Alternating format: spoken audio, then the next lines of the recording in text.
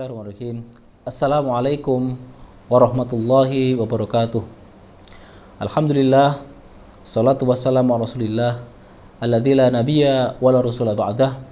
Allahumma salli wa sallim wa barik ala nabiyyina Muhammadin wa ala alihi wa ashabihi wa man tabi'ahu bi ihsan ila yaumil qiyamah. Amma ba'du. Kisah Rasulullah adalah kisah yang luar biasa yang perlu kita teladani bersama. Allah berfirman, a'udzubillahi minasyaitonir rajim. Laqad kana lakum fi Rasulillahi uswatun hasanah liman kana yarjullaha wal yawmal akhir wa dzakarallaha katsira. Allah berfirman, sungguh telah ada dalam diri Rasulullah itu keteladanan yang baik, teladan yang sempurna bagi orang-orang yang mengharapkan Allah, mengharapkan ridha Allah, dan mengharapkan kebaikan di hari akhir. Jamaah sekalian yang dirahmati Allah, patutlah kemudian kita sebagai umat Islam meneladani beliau, karena Allah Subhanahu wa taala sudah mencanangkan beliau sebagai suri teladan kita, satu-satunya manusia yang direkomendasi oleh Allah untuk kita teladani semua aspek kehidupannya. Hidup di dunia cuma sekali. Hidup di dunia hanya sekali. Maka sia-sia sekali hidup di dunia ini kalau kita gagal menemukan idola kita. Sudah hidup cuma sekali, salah dalam meneladani orang. Orang yang tidak layak diteladani malah diteladani. Itu yang terjadi saat ini. Permasalahannya adalah bagaimana mungkin kita bisa meneladani seseorang sementara kita tidak tahu siapa dia, bagaimana karakternya, sifat-sifatnya, apa yang mau kita contoh. Kalau kemudian kita tidak paham sejarah Rasulullah Shallallahu Alaihi Wasallam, maka ini suatu kesempatan yang sangat berbahagia sekali dan diridhai Allah kalau kita asik dalam mempelajari kehidupan beliau, kemudian terdorong untuk melaksanakan, mencontoh, meneladani apa yang menjadi inspirasi dari kehidupan beliau Shallallahu Alaihi Wasallam. Namun pada sesi pertama ini, sebelum kita membahas tentang bagaimana kehidupan Rasulullah, mari kita bahas tentang siapa sih nenek moyang dari Rasulullah Shallallahu Alaihi Wasallam, sehingga kita telah tahu bahwasanya beliau adalah orang pilihan di antara keturunan-keturunan Quraisy yang pilihan. Kita tidak menyaksikan bahwasanya Quraisy adalah salah satu dari keturunan yang arahnya ke Nabi Ismail alaihissalam. Buyut beliau sallallahu alaihi wasallam adalah Hashim. Ayah Hashim adalah Abdul Manaf. Hashim nama sungguhnya adalah Amr. Karena kemudian dia suka melayani para ziarah haji dengan memberikan roti-roti yang diremukkan, maka dinamakan dengan Hashim. Hashim adalah seorang pemuda yang diutus oleh ayahnya Abdul Manaf untuk melaksanakan amanah, yaitu melayani jamaah haji, melayani makan dan minuman mereka. Itulah kesepakatan diambil antara Abdul Manaf dengan kakaknya. Fadhirazakullah, Hashim adalah orang yang sangat dipercaya, keteladanannya, figurnya, seorang pemimpin dari Quraisy yang sangat bersahaja. Suatu ketika dia diperintahkan ayahnya untuk berangkat ke Syam dalam rangka urusan dagang. Kemudian sampai di Gaza, Palestina, dia menikah dengan seorang perempuan. Seorang perempuan bernama Salma bin Amr. Menikah, kemudian hidup di sana. Tetapi sayang kemudian Hashim meninggal di sana.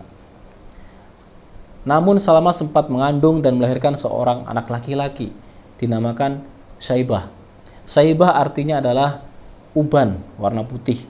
Karena memang sejak lahir Syaibah ini sudah beruban, bayi tapi beruban. Sehingga dinamakan dengan Syaibah. Namun kelahiran anaknya ini, anak Hashim ini tidak disadari oleh keluarganya yang di Mekah. Tidak disadari oleh paman-pamannya, kerabatnya yang ada di Mekah. Setelah Hashim meninggal, tidak ada yang tahu bahwa dia memiliki anak laki-laki bernama Syaibah. Hashim ini memiliki seorang adik namanya Al-Muthalib. Al-Muthalib. Setelah meninggalnya Hashim, kemudian Mekah dan sekitarnya di bawah pimpinan Al-Muthalib. Suatu ketika Al-Muthalib ini mendengar bahwasanya Hashim, kakaknya, memiliki seorang anak laki-laki yang ada di Palestina. Akhirnya Al-Muthalib berniat untuk membawa ponakannya menuju ke Mekah. Sesampainya tiba di Palestina, bertemu dengan ibu daripada Syaibah, maka ibunya ini dirayu oleh Hashim oleh Al-Muthalib agar anaknya Hashim, yaitu ponakannya, ini bisa dibawa ke Mekah. Namun ibunya tidak memperkenankan karena dialah anak satu-satunya, warisan dari suaminya yang masih hidup. Namun Al-Muthalib mencoba menyampaikan bahwa sesungguhnya anak ini akan saya bawa ke kampung ayahnya. Dialah nanti akan mendapatkan masa depan yang lebih baik daripada di sini. Akhirnya kemudian ibunya mengizinkan untuk dibawanya Syaibah ini menuju ke Mekah. Akhirnya dibawalah kemudian Syaibah oleh Al-Muthalib. Mendekati kota Mekah, ketika orang-orang kampung atau kota Mekah, penduduk Mekah melihat bahwa Al-Muthalib ini membawa seorang anak, ya, maka mereka menyangka bahwasanya anak ini adalah budak yang dibeli oleh Al-Muthalib. Ya, karena biasanya orang-orang Arab kalau datang dari luar kota membawa seseorang anak atau remaja yang bukan kerabatnya, maka itu dikira adalah seorang budak hasil beli, barusan dapat beli. Nah, akhirnya orang-orang menyangka bahwa itu adalah budak yang baru dibeli oleh Al-Muthalib, sehingga mereka memanggil dengan kata-kata Abdul Muthalib, ya, hamba Al-Muthalib. Lihatlah, Al-Muthalib membawa seorang budak, berarti dia namanya Abdul Muthalib, budak Al-Muthalib, budak si Al-Muthalib. Kemudian Al-Muthalib mengatakan, bukan, ini bukan budak saya, ini anak dari kakak saya Hashim, namanya Syaibah. Tetapi karena sudah kadung terkenal, lebih terkenal nama Abdul Muthalib daripada Syaibah, sehingga ke depan dia diberi nama dengan Abdul Muthalib. Abdul Muthalib ini kemudian tumbuhlah dewasa, ya, di tengah pendidikan kepala suku pamannya itu. Setelah meninggal pamannya yaitu Al-Muthalib, kemudian Abdul Muthalib lah yang tampil sebagai pemimpin di kota Mekah. Beliau adalah kakek dari baginda Rasulullah SAW. Abdul Muthalib seorang yang sangat pemberani, seorang yang bijak, ya, mewarisi daripada terah daripada keluarga Hashim. Dia kemudian diangkat sebagai pemimpin kota Mekah. Dia memiliki kepribadian yang sangat bersahaja, dermawan, suka melindungi, dan dia mewarisi pekerjaan ayahnya, yaitu melayani jamaah haji untuk urusan makan dan minum mereka. Suatu ketika Abdul Muthalib ini atau Syaibah ini kemudian bermimpi. Dalam mimpi itu dia diberi petunjuk untuk menggali suatu tempat dalam rangka menemukan sumber air Zam-Zam. Zam-Zam adalah sumber air yang sejak lama dikubur, sudah puluhan tahun dikubur, sehingga tidak ada yang tahu. Orang sudah melupakan bahwa di situ ada sumber air yang luar biasa, warisan dari Nabi Ismail alaihissalam.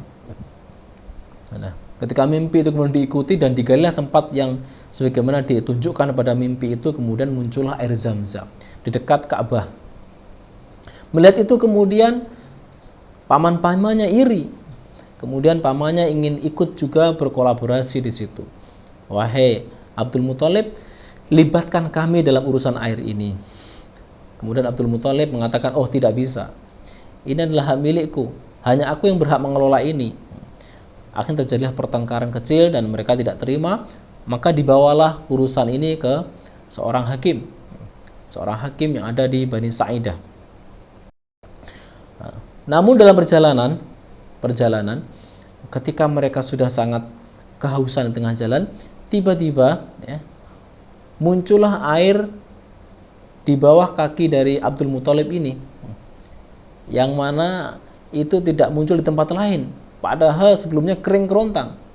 Tiba-tiba ketika haus, air muncul dengan sendirinya di bawah kaki dari Abdul Muthalib. Sehingga Abdul Muthalib bisa meminum air itu dan kenyang dengan air itu, sementara paman-pamannya tidak mendapatkan apa-apa, tetap kehausan. Maka sadarlah mereka bahwasanya sesungguhnya Abdul Muthalib ini memiliki keistimewaan yang luar biasa. Akhirnya mereka tidak menjadi membawa Abdul Muthalib ke hakim dan kembali ke Mekah dan menguatkan posisi Abdul Muthalib sebagai seorang pemimpin waktu itu. Kisah kedua yang menarik adalah ketika Abdul Muthalib menyadari bahwa dia mendapatkan kelebihan dari Allah Subhanahu wa taala, dia bernazar, nanti kalau seandainya aku memiliki 10 anak laki-laki, maka salah satunya akan saya persembahkan kepada berhala. Bagaimana kisah selanjutnya? Insyaallah kita akan kaji bagaimana kisah luar biasa dari kakek Rasulullah Shallallahu Alaihi Wasallam ini. Barakallahu fikum, jazakallah. Assalamualaikum warahmatullahi wabarakatuh.